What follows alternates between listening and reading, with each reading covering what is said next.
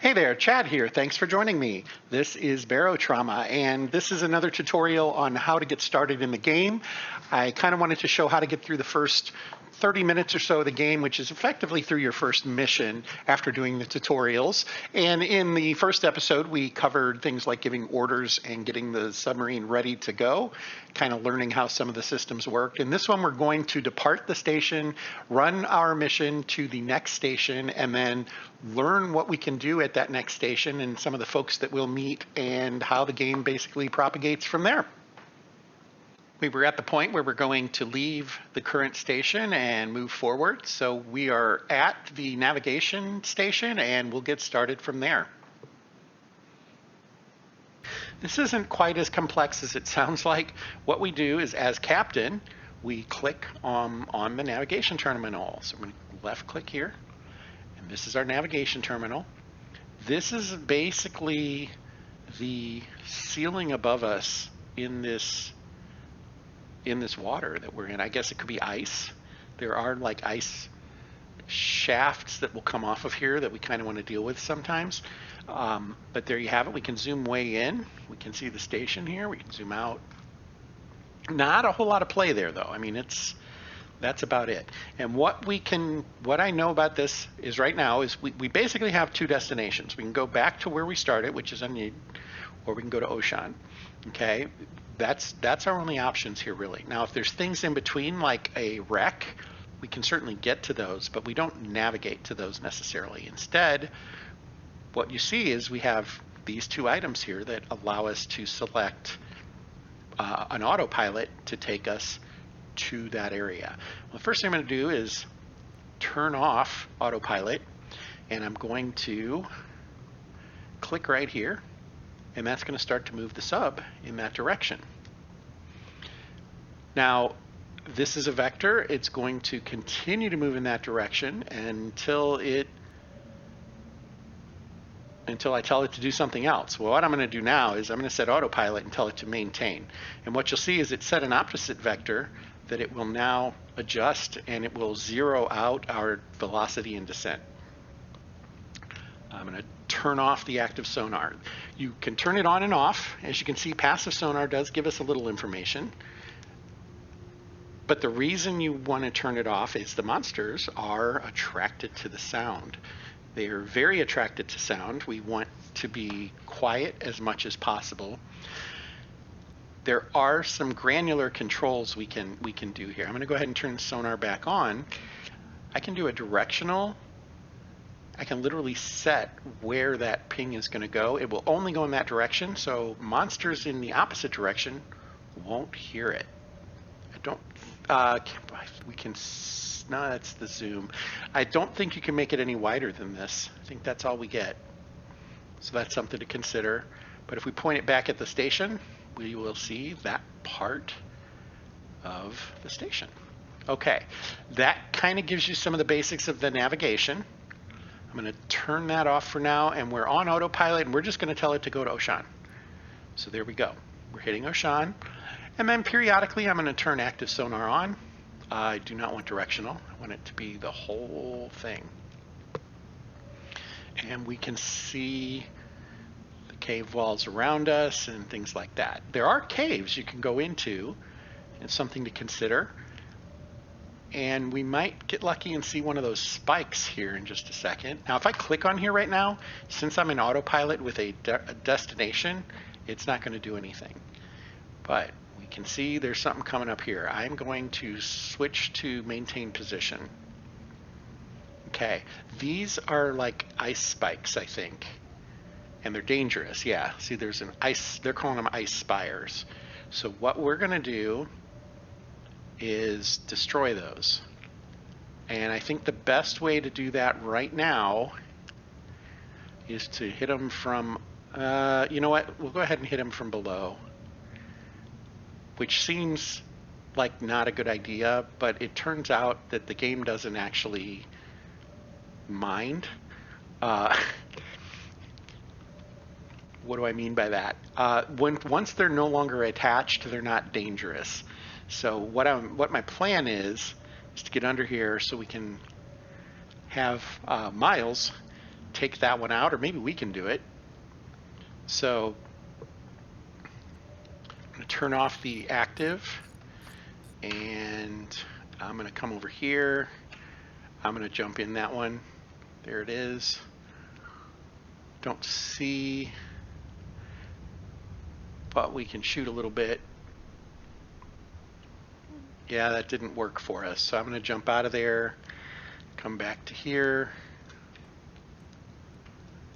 get us a little closer. Oh, maybe we did hit it. That might have been a chunk of it falling off. So let's turn this back on. He's going to shoot at them for us, and he will destroy them, and we'll see them fall off is what will happen. Now, we don't want to hit that wall, but we do want to get rid of these. You can find resources in some of these caves and things like that. And let's try to slow down a little bit. I was hoping we'd get close enough that we could actually take it out so you can see what they look like here. There's one. So we're just going to shoot at that, and it'll break off. There it goes. And it'll explode, but these will not hurt us. They're behind us now at this point. So we don't have to worry about them. So we have done the good for our and other submarines. Sorry, my mouse was acting a little weird there. Couldn't get it to flip around. But there we go. Looks like there is still a little bit of a... Oh, it's gone now. It finally disappeared. So that's great. Now, we want to get to Ocean. We're going to go ahead and tell it to autopilot to it again. And you'll notice it will start to move for us. And it's just going to do its thing. It will get close to Ocean. It won't actually dock at Ocean. But as you can see, it's kind of trying to vector in this direction now. And it's going to probably go around and under to get there. We do not have a fast forward that I'm aware of. I'm trying to make sure I remember that right. I don't see anything that is like that. Now, if we get attacked, and we won't get attacked on this first run, the second run on, it's open season on our submarine, but this time we won't. But if we do, these are quick reports where you drag these. You can do it here on the main map, or you can do it on the sub map, where you can say there's broken devices here. And what it'll do is somebody will come and try to fix them. We talked about this a little bit in the previous video. He won't act on this because there's nothing to do right now. There's no actual leak. There's nothing actually broken. So he's not going to act on it. I'm still not convinced that he'll leave the gun even if there is something happening. But we'll check on that when we get some actual damage at some point and see how it respawns then. But he will queue it up. It basically is something that he's ready to pay attention to, is kind of the way it's explained. So I would think that if a pipe breaks right now, there's that icon. He will be the one that will go and fix it. Once you're in combat, there are 100 things happening all at once, and it kind of gets difficult to pay attention to all of them. Basically, this is all part of the nav system, though. Some of the supplies that might be available to us. I think there's a wrench. There's diving mask there. There are wrenches and screwdrivers and things like that over here. And I don't think, as captain, it's the worst idea to have some of those, including a welding tool and some welding fuel. There we go.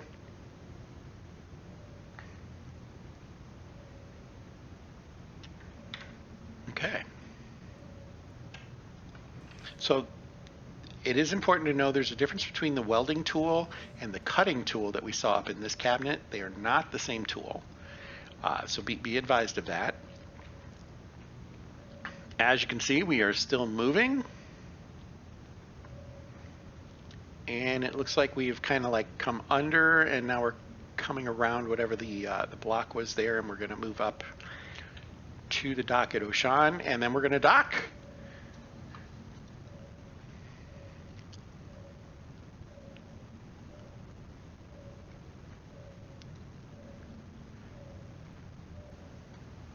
See some interesting sea life outside once in a while. Fortunately, none of those are monsters.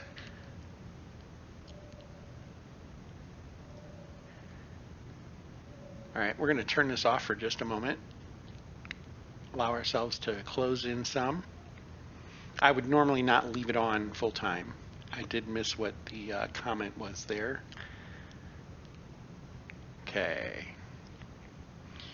I'm going to take Miles off of gunnery duty and let him go do other stuff for now. And it says that he's being lazy. There's nothing for him to do. Go back to active sonar. Okay, we now see the port for Oshan. That's this line here. And I'm going to go ahead and let it get a little closer, and then I think it will basically stop and hover nearby. Yeah, we're holding position now effectively. So we're going to switch to maintain position, but we're going to do it manually. And I want to maintain that position right there.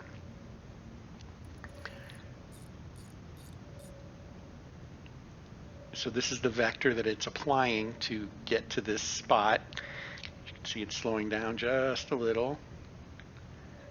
Okay, so this little block right here is the dock, and this is our dock on the submarine. So right now it is directly below it. We want to try to go straight up to make that happen. And we can zoom in, and we need to move it off just a little bit. Now what will happen as we get there is this will flash. And when it flashes, we just need to click it, and we are good to go. We can use the arrows here to fine tune it. Haven't seen it flash yet. It like pulses, if I recall.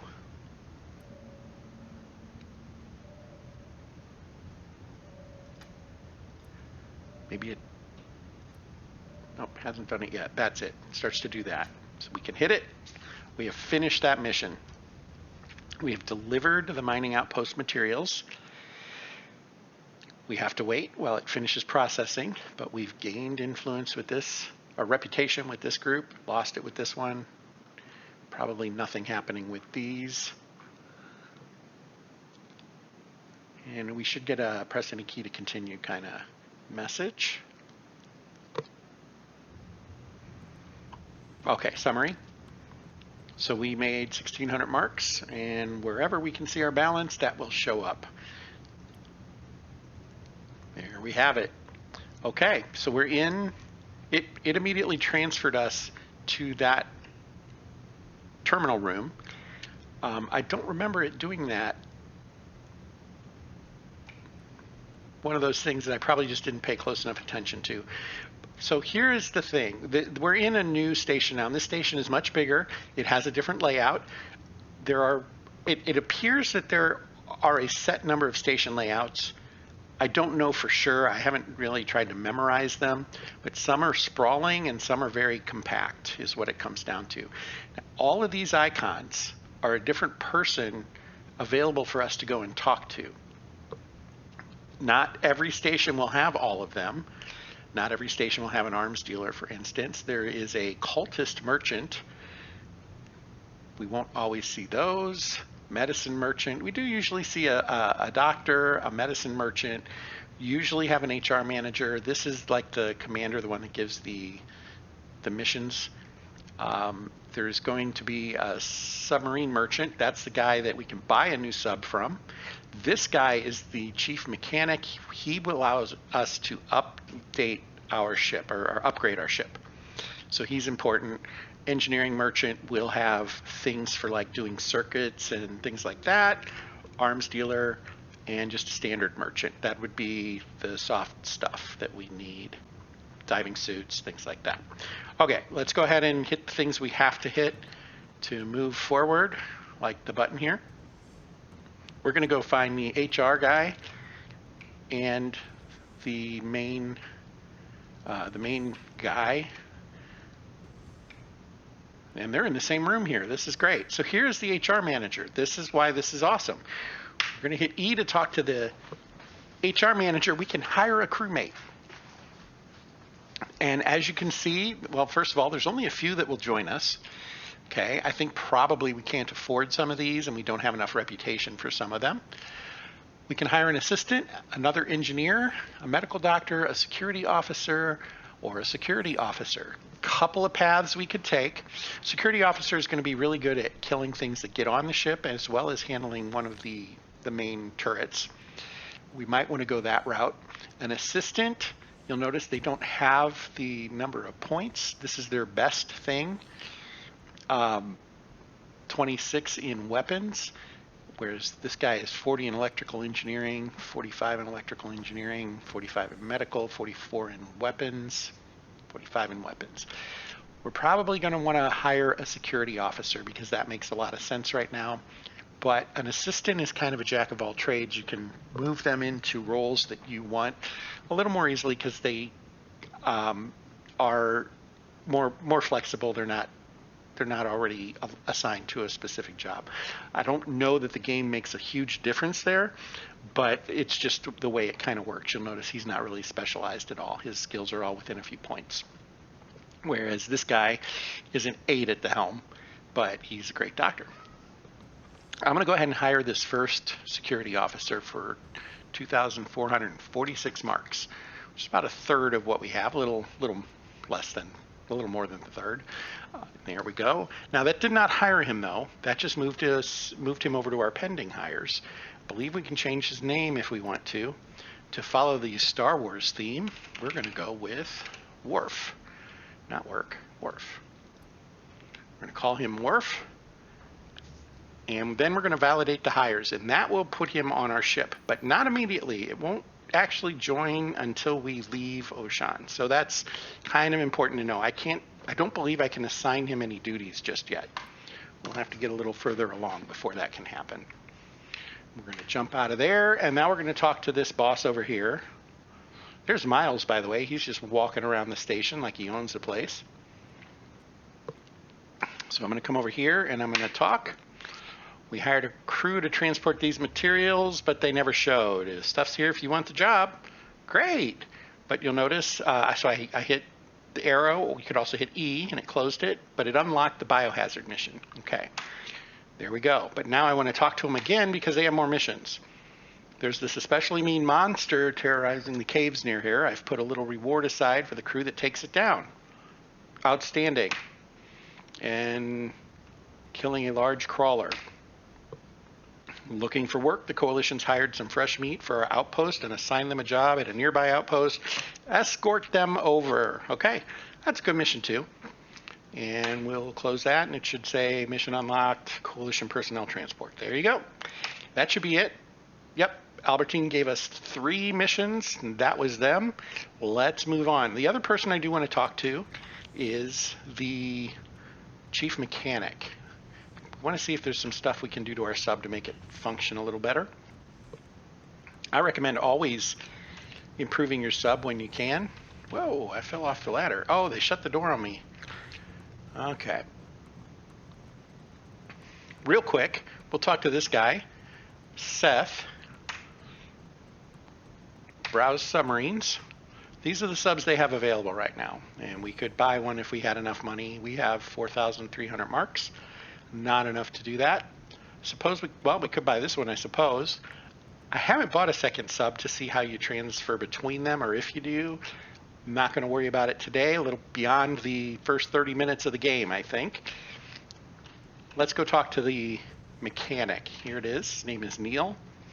By the way, it will be a different guy on each station. So the chief mechanic here on Oshan Station is Neil.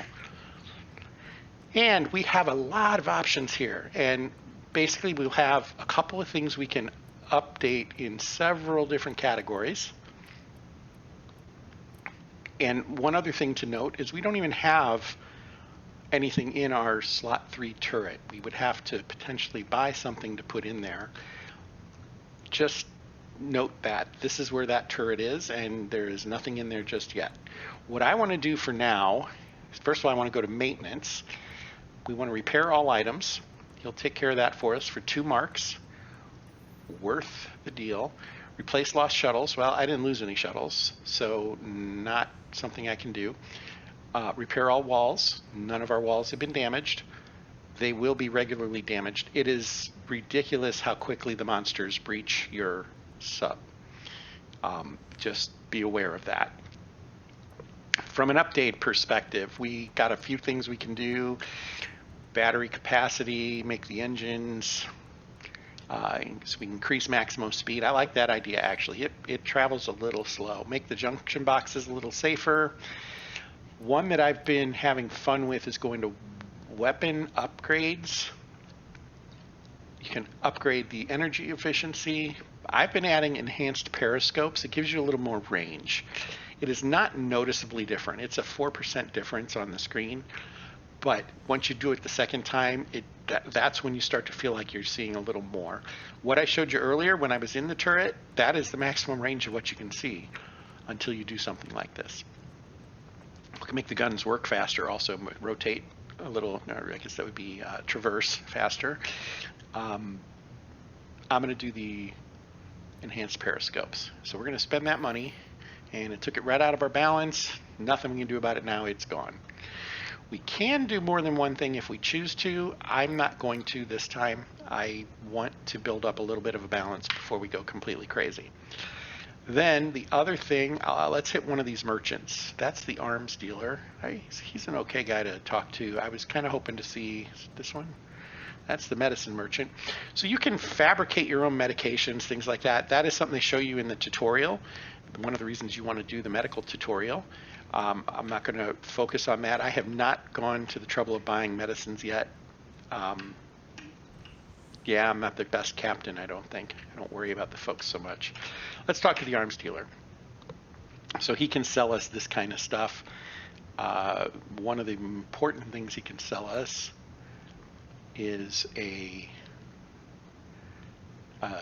diving knife, but a harpoon gun. I don't know if he sells handguns. He does. He sells a revolver. So we have a revolver on the captain. We can buy one and give it to somebody else, like the security officer. Probably not the worst idea, although we already have 3. So we have 2 others that are on the ship somewhere. Revolver rounds. That's kind of important. We only have 36 total rounds. Let's go ahead and buy, I don't know, a dozen? 2 dozen? Let's do 2 dozen rounds. Okay, 240 marks. It's 10% of our remaining budget, remaining funds. We'll go ahead and do that. And we are going to deliver to the submarine so that other folks can participate in that. Let's go ahead and go back to the sub.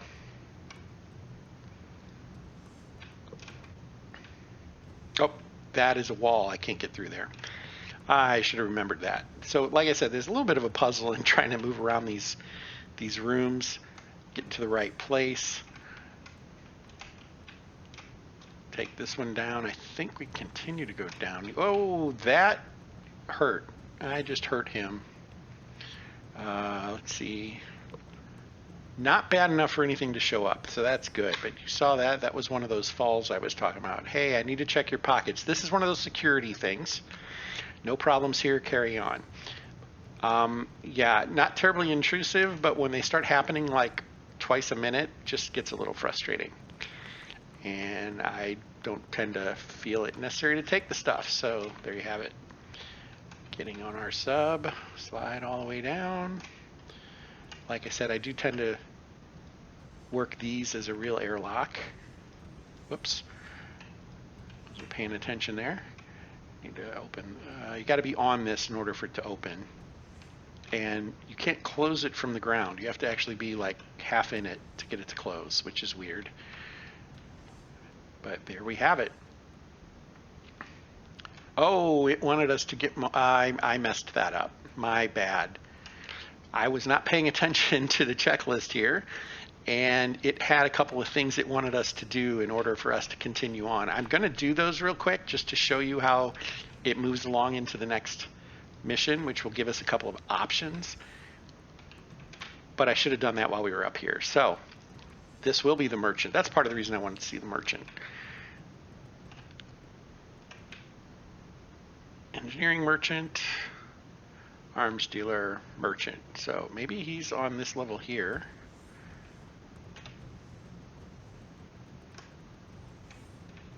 He is. There he is. Okay. So we'll go back to the top. Now we had selected weapons last. We want to go back to, really we want to go to fuel. So it wanted us to buy a fuel rod. And Deliver to the submarine. And was it welding? No, ammo box. That's right. So, uh-oh, lost track of him. There he is. So then ammo is, I think it is just under weapon, coil gun, ammunition. Not chain gun, but coil gun. We own 5. We're going to have a 6th now. Okay, and we'll buy that, have it delivered. We have met all those obligations. As we, so then Scotty comes up to us, this is scripted, and he says, looks like how difficult this is was exaggerated, smooth sailing, and yeah, we're going to say something back. Who could say no to more money? Yeah, I guess. And then down we go. And that kind of ends that portion of the tutorial. I don't know that we get those. I can't recall if we continue to get those nags up here in the corner or not. But what you'll notice is it gave us the select mission and leave Ocean button here. And we'll go ahead and go back. I like to do it from the control room, like the last thing I'm going to do. But there's no obligation to do that.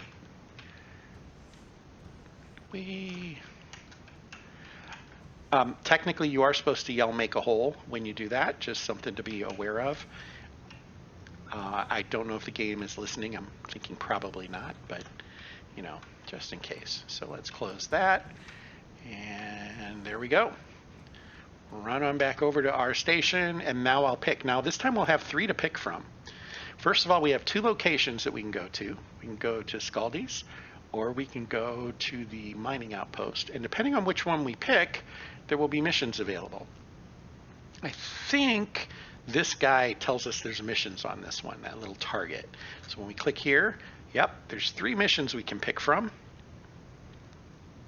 We have the biohazard, which is where we deliver some things. We're going to deliver 8 units for 2,000 marks. And then we also have the personnel transfer, which is just 1,000 marks even.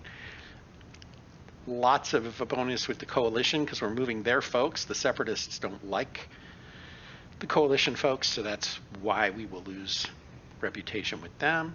And then we have the killing the large monster. You'll notice that the coalition is concerned about it, and nothing happens with the other group. So there you have it. The skulls shows you the difficulty of the mission, and you'll notice that multiple skulls gives you bonus XP. So one thing to consider. This completes what I kind of wanted to cover with you. We would basically select one of these and then run that mission. There are some other things to learn too as you move a little further in, and I think I will go ahead and make another video that maybe covers killing that first monster and maybe finding resources. If we go this way, eventually we'll get asked to find some resources. I have not been successful in turning a beacon back on. That's a little bit of work. I haven't quite figured out how to do it easily yet, so that's something I might come back to as well.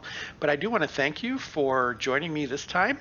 I'm going to go ahead and select a couple of these, and until next time, fair travels.